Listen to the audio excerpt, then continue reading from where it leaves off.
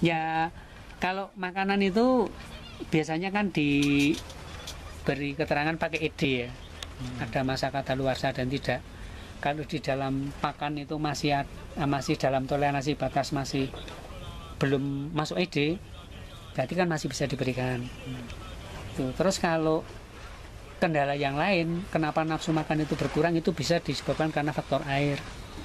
Faktor air mungkin karena planktonnya kurang, atau planktonnya terlalu pekat, atau mungkin karena pH-nya rendah, atau mungkin karena faktor hujan misalnya. Jadi kondisi udang ini, nafsu makan ini bisa dipengaruhi dari berbagai faktor. Bisa dari karena cuaca, bisa karena faktor air, bisa karena faktor udang itu kondisinya sehat dan tidak. Terus bagaimana kondisi konsumsi makanannya. Jadi kita nanti kan kita evaluasi di mana ini letak permasalahannya ini.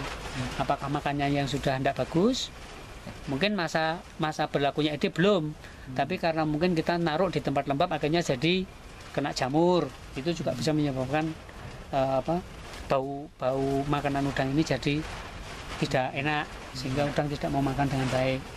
Terus faktor masalah cuaca ini kan kadang-kadang kalau agak ekstrim, misalnya ya panas sekali, dingin sekali, ini juga bisa berpengaruh.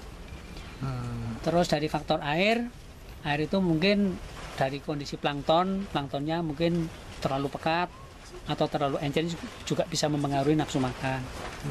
Terus dari faktor udangnya sendiri itu bisa dipengaruhi mungkin dari faktor bibit, atau mungkin karena dari sananya itu mungkin dari indukannya itu sudah tidak bagus juga bisa, atau mungkin dari jenis udangnya, ini udang yang kualitasnya tidak baik juga bisa.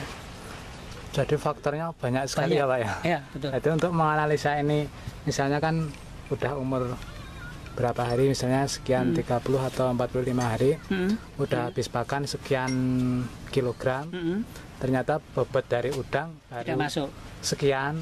Nah itu terus cara ya tadi itu ya cara menganalisa itu karena melihat air atau dengan perlakuan misalnya katakanlah oke, sekarang planktonnya bagus, terus makanannya bagus, terus sirkulasi oksigennya bagus, tapi kok udang kok tidak mau molting misalnya. Nah, tidak mau molting ini kan kalau kita biasanya menggunakan pengaturan air. Airnya nanti kita kurangi dari 0 sampai 10 cm sampai 20 cm. Terus kemudian kita isi kembali dengan air baru. Ini biasanya nanti kalau kondisi udang itu normal, itu akan terjadi molting. Nah, kalau kok diperlakukan seperti itu tidak mau, kita bisa dengan memberikan mineral. Misalnya seperti Micmac atau dengan kapur dolomit. Ya. Atau kita beri bahan-bahan yang lain, misalnya kita beri tetes tebu dan sebagainya. Kalau itu kita perlakukan itu tidak ada perkembangan, nah ini kita nanti analisanya ke udang itu sendiri. Apakah karena udang itu memang jenisnya tidak bagus? Biasanya di sana nanti kita lihat nanti cangkangnya itu kan kelihatan mengeras dan dia tidak bisa molting. Nah, kalau itu sudah ciri-ciri udang yang tidak bagus sama yang bagus. Udang yang tidak bagus, jadi perkembangannya lambat. Jadi masa molting itu kan harusnya kan 1 minggu molting, 1 minggu molting. Tapi kalau di situ kok 1 minggu tidak molting, itu nanti kita rangsang supaya memolting. Kalau dirangsang tetap tidak mau, dengan bahan kimia tidak mau, dengan perlakuan air tidak mau, ya itu berarti memang jenisnya udang tidak bagus. Dan itu memang ada yang menjumpai masalah seperti itu. Nah, kalau seperti itu ya karena nanti kita memberikan konsumsi makan itu tujuannya untuk menaikkan berat udang, kok volumenya tidak bertambah, beratnya tidak bertambah, ya angkat. Itu solusi yang paling aman seperti itu, supaya nanti tidak kejeblukan pakan ya. Kita nanti pakan entek samene kok udangnya tidak tambah. Nanti tidak masuk. Daripada kita rugi ya kita angkat. Konversinya pakan sama berat udang nanti nggak masuk ya. Betul. Terus itu tadi berarti bisa untuk mengukur nanti waktu panen ya Pak? Ya, kalau misalnya waktu panen itu kita biasanya pakan sekian, habis pakan totalnya sekian, bisa dihitung dari sini ya? Ya, emang kalau hitung-hitungan keuntungan di udang itu sebenarnya udang itu menguntungkan kalau umurnya sudah 50 lebih. Jadi semakin apa? Kan udang itu kan harga udang itu beratnya semakin bertambah tinggi, bertambah berat, itu kan harganya semakin mahal. Katakanlah misalnya udang dengan size 100 dengan size 80 harganya lebih tinggi yang 80. Yang size 80 dengan yang size 50 harganya lebih tinggi yang size 50. Lah nanti hitung-hitungannya kan habisnya pakan berapa, terus beratnya udang itu berapa, terus itu nanti kita kurangi, ini masuk dan tidak kan langsung bisa kelihatan. Bisa kelihatan. Jadi nanti udang saya sekian. Kita sampel, kita ambil, terus nanti kita timbang. Kita mengambil sampel itu dengan mengambil udang 10 atau berapa kita ambil, kita timbang, terus kita bagi rata-rata. Dan kita nyempel tidak hanya sekali, kita nyempel nanti dengan tempat yang berbeda, misalnya di anco 1 sekian, terus kemudian ngambil yang di anco 2 sekian, terus ngambil di anco 3 sekian, terus ngambil jangkau 4 sekian, terus nanti kita bagi rata-rata.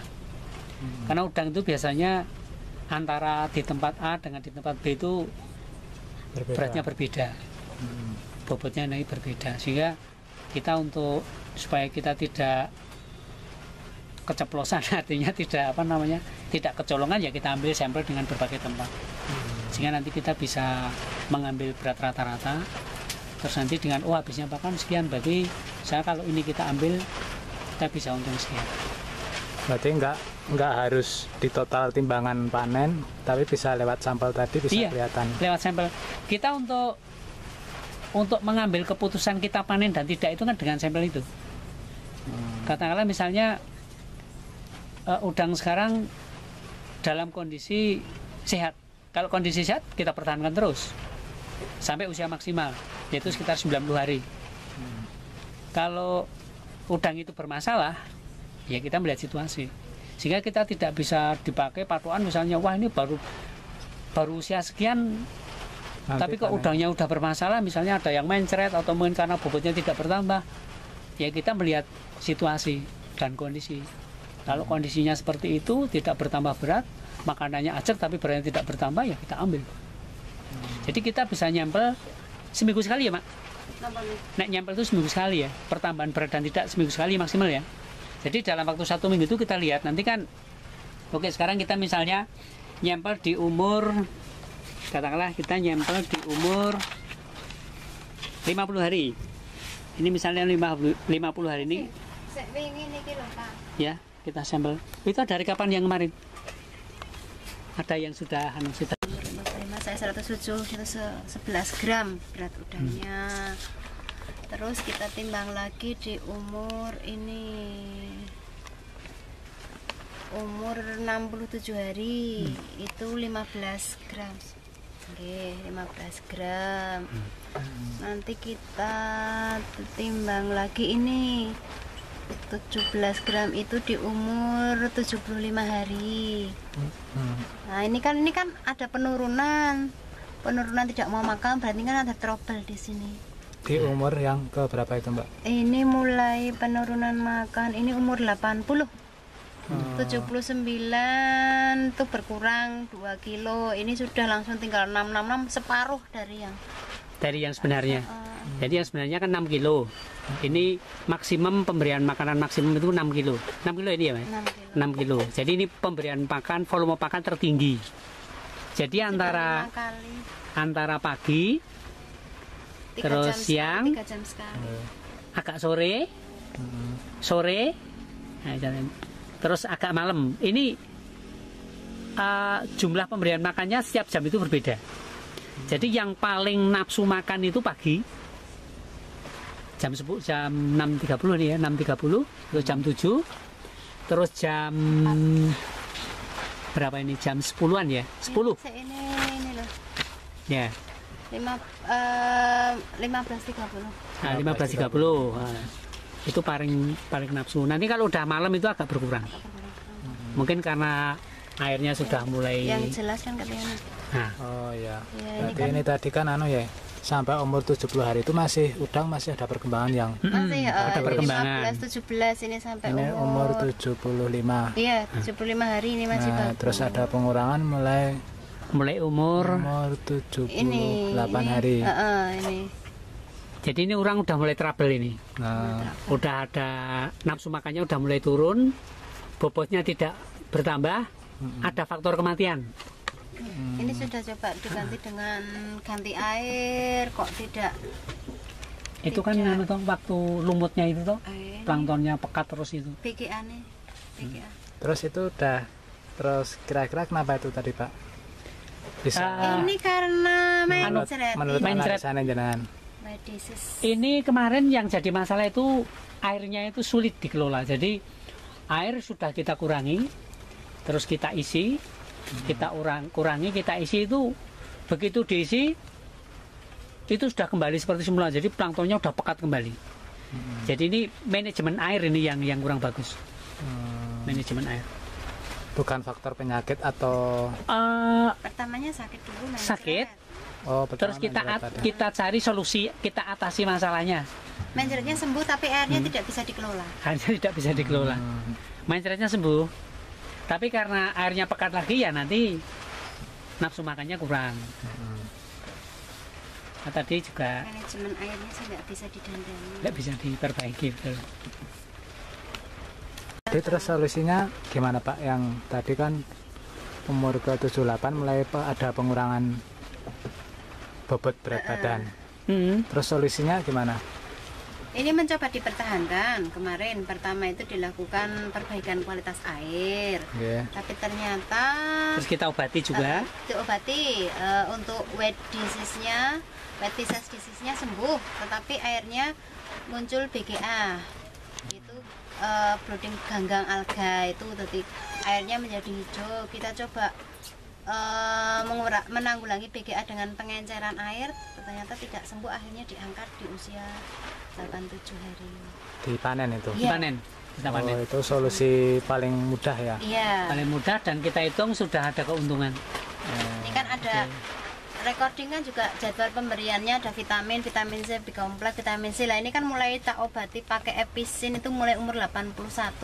Episin sampai ini sembuh untuk pengobatan dia mencretnya.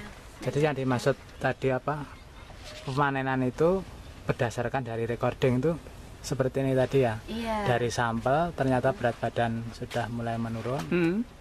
Berarti kita perlu panen. Jadi bukan dari ini udang usia berapa Enggak.